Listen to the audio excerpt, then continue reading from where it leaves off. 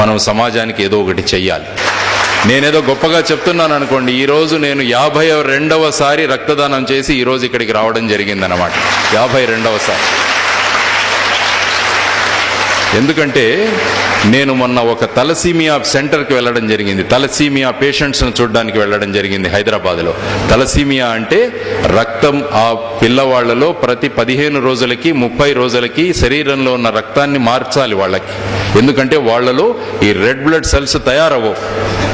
కాబట్టి ప్రతి 15-30 రోజుల్లో ఆ పిల్లలకి రక్తాన్ని మార్చాలి. ఆ సెంటర్లో చూస్తే ఎంత దయనీయమైన పరిస్థితి ఉందంటే మనకు అక్షరశః మీకు ఏడుపు వస్తుంది. చిన్న 6 నెలల పిల్లవాడు ఇక్కడ ఈ ఐవి మన ఈ సూది ఎక్కించుకుని ఆ పిల్లవాడికి ఆ బాటిల్లోంచి రక్తం వస్తుంది, వాడు నిద్రపోతున్నాడు.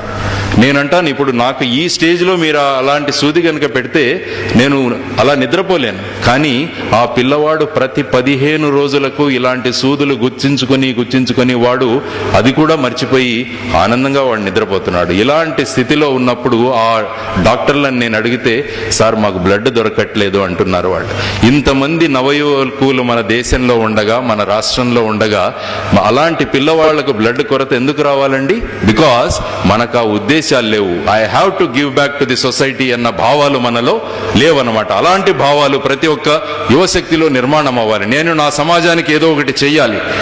ఏదో ఒకటి ఏం చేయగలరు? 18 సంవత్సరాలు నిండిన ప్రతి ఒక్క యువకుడు వాడి పుట్టినరోజున దగ్గర ఉన్న బ్లడ్ బ్యాంక్కి వెళ్ళి 1 యూనిట్ బ్లడ్ డొనేట్ చేసిరండి.